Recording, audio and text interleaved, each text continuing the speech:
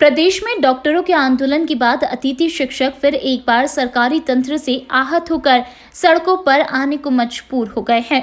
शहर सहित ग्रामीण क्षेत्रों के सरकारी स्कूलों में अपनी सेवा देने वाले अतिथि शिक्षक की सरकार द्वारा शिक्षा पद्धति को बेहतर बनाने के उद्देश्य से भर्ती की गई थी और यह भर्ती बाकायदा व्यावसायिक परीक्षा मंडल सरकारी पोर्टल के माध्यम से की गई थी।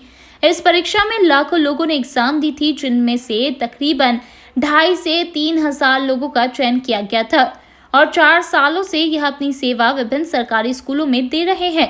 अब इनकी सेवाओं पर सरकार ने एलिजिबिलिटी के नाम पर हटाने की कार्रवाई शुरू कर दी है।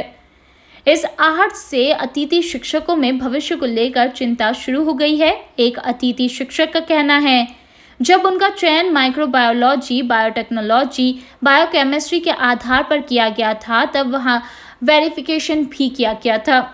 अब कहा जा रहा है आप इन 3 सब्जेक्ट से पोस्ट ग्रेजुएट नहीं हैं और आप सरकारी स्कूलों में पढ़ाने के पास आपके पास कोई पात्रता नहीं है, जबकि सभी सरकारी दस्तावेज अतिथि शिक्षकों के पास पूर्ण बताए जा रहे हैं।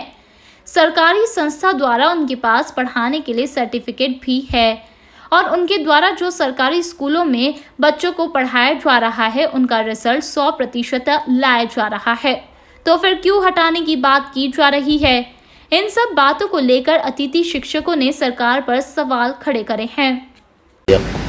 हम सभी चयनित अतिथि शिक्षक माइक्रोबायोलॉजी, बायोटेक्नोलॉजी और बायोकेमिस्ट्री सब्जेक्ट से हमने पात्रता परीक्षा जो एमपीपी मतलब व्यावसायिक परीक्षा मंडल भोपाल द्वारा जो मध्य प्रदेश पात्रता परीक्षा एग्जाम दी गई थी, उसमें चयनित हुए हैं और हम विगत 4 वर्षों से शिक्षा विभाग में अध्यापन कार्य करा रहे हैं। शिक्षक जो गेस्ट फैकल्टी होती है उसके रूप में हमारी समस्या ये है कि जब हमने पात्रता परीक्षा उत्तीर्ण कर ली और हम उसमें मेरिट लिस्ट में चयनित भी हो चुके हैं, लेकिन वेरिफिकेशन के वक्त हमें यह कहकर रिजेक्ट कर दिया गया कि हम अलाइड सब्जेक्ट से, अलाइड मतलब कि हमारा जो पोस्ट ग्रेजुएशन है वो बायोटेक्नोलॉजी, माइक्रोबायोलॉजी और बायोकेमिस्ट्री जैसे सब्जेक्ट से है। तो हमारे जो प्रॉब्लम है वो ये है कि जब हम शिक्षा विभाग में पिछले 4 वर्षों से अतिथि शिक्षक के रूप में हम कार्य कर रहे हैं और हमने 100% रिजल्ट दिया है और हम वहाँ पर एलिजिबल हैं पढ़ाने के मेरिट सूची में अपना स्थान प्राप्त किया है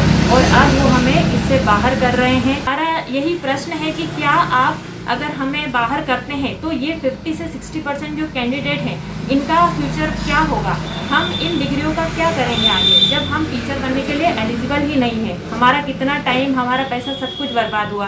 बीएड किया, सब कुछ किया। अगर ऐसा था तो आप जब ये एग्ज़ाम, एंट्रेंस एग्ज़ाम के फॉर्म भरा रहे थे, आप हमें तभी ही बाहर कर देते ताकि हमारे 4 साल वेस्ट ना होते। गौरतलब है 2 वर्षों से कोरोना महामारी के दौर में निजी व सरकारी स्कूल पूरी तरह से बंद है और सरकार द्वारा 12वीं का परीक्षा परिणाम पुरानी सूची के आधार पर घोषित किया जा रहा है। इन सब कारणों के चलते सरकार को बीमारी और आर्थिक संकट में ऐसे कई अहम निर्णय लेने पड़ रहे हैं। Bureau report, INN news, Indore.